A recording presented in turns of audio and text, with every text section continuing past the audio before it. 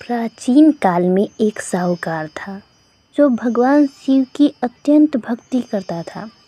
उसके पास धन धान किसी भी चीज़ की कमी नहीं थी, लेकिन उसकी कोई संतान नहीं थी और वह इसी कामना को लेकर रोज़ शिव जी के मंदिर जाकर दीपक जलाता था।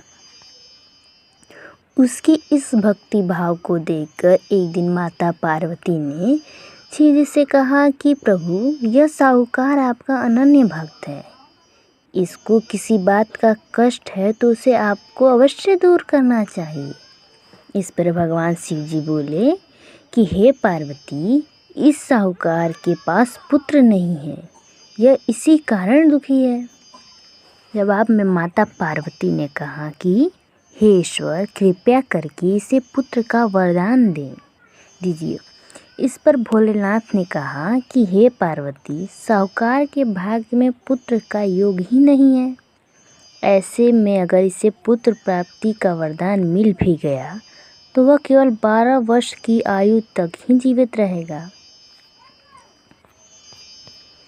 इस पर माता पार्वती ने कहा कि हे प्रभु, आपको इस साहूकार को पुत्र का वर देना ही होगा, अन्यथा भक्त क्यों आपकी सेवा पूजा करेंगे।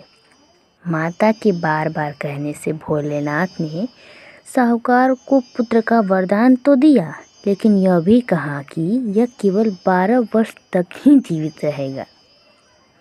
साहूकार यह सारी बातें सुनकर न तो खुश हुआ और न ही दुखी। वह पहले की ही तरह भोलेनाथ की पूजा अर्चना करता रहा। उधर कुछ समय बाद साहूकार की पत्नी गर्भवती हुई और 9वें महीने उसे सुंदर से बालक की प्राप्ति हुई। परिवार में खूब हर्षोल्लास मनाया गया, लेकिन साहूकार पहले ही की तरह रहा और उसने बालक की 12 वर्ष की आयु का जिक्र किसी से भी नहीं किया। जब बालक की 11 वर्ष की आयु हो गई तो एक दिन साहूकार की सेठानी ने बालक के विवाह के लिए कहा। तो साहूकार ने कहा कि वह अभी बालक को पढ़ने के लिए काशी जी भेजेंगे। इसके बाद उसने बालक के मामा जी को बुलाया और कहा कि इसे काशी पढ़ने के लिए ले जाओ और रास्ते में जिस भी स्थान पर रुकना वहाँ यज्ञ करते और ब्राह्मणों को भोजन कराते हुए आगे बढ़ना। काशी जाते समय बालक व उसके मामा जिस भी स्थान पर रुकते वहाँ यज्ञ व ब्राह्मणों को भोजन करते हुए जा रहे थे कि तभी रास्ते में एक राजकुमारी का विवाह था। इस राजकुमारी का जिससे उसका विवाह होना था वह एक आँख से काना था।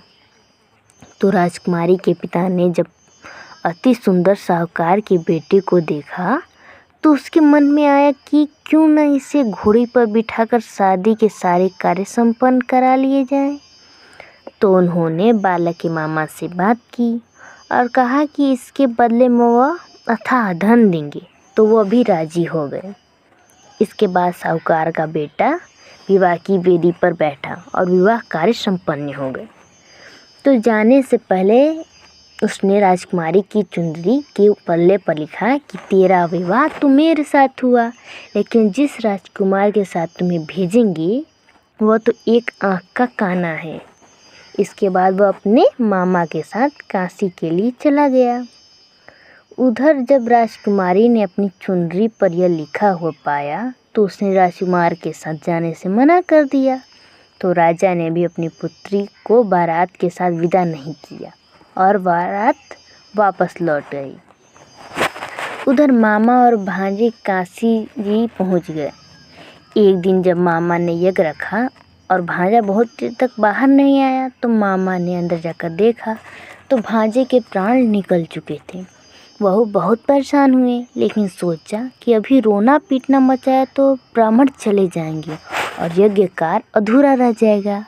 जब यज्ञ संपन्न हुआ तो मामा ने रोना पीटना शुरू किया। उसी समय शिव पार्वती उधर से जा रहे थे तो माता पार्वती ने शिव जी से पूछा, हे प्रभु, ये कौन रो रहा है।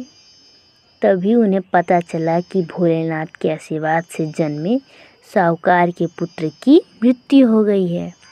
तब माता पार्वती ने भगवान शिव से कहा कि हे स्वामी, इसे जीवित कर दें, अन्यथा रोते रोते इसके माता पिता के प्राण भी निकल जाएंगे।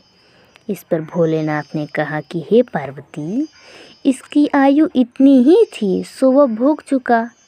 लेकिन माँ के बार बार आग्रह करने पर भोलेनाथ ने उसे जीवित कर दिया और लड़का ओम नमः शिवाय करते हुए जी उठा और मामा भांजे दोनों ने ईश्वर को धन्यवाद दिया और अपनी नगरी की ओर लौटे। रास्ते में फिर वही नगर पड़ा जहाँ लड़की को घोड़े पर बिठाकर राजकुमारी के साथ शादी के सारे कार्य संपन्न किए गए थे। राजकुमारी ने उन्हें पहचान लिया। तब राजा ने राजकुमारी को साहूकार के बेटे के साथ बहुत सारे धन धान के साथ विदा किया। उधर साहूकार और उसकी पत्नी छत पर बैठे थे। उन्होंने ये प्रण कर रखा था कि यदि उनका पुत्र सकुशल न लौटा तो वह छत से कूदकर अपने प्राण त्याग देंगे। तभी लड़के के मामा ने आकर साहूकार के बेटे और बहू के आने का समाचार सुना, लेकिन वे नहीं माने। तो मामा ने शपथपूर्वक कहा। तब कहीं जाकर दोनों को विश्वास हुआ और दोनों अपने बेटे का बहू का स्वागत किया।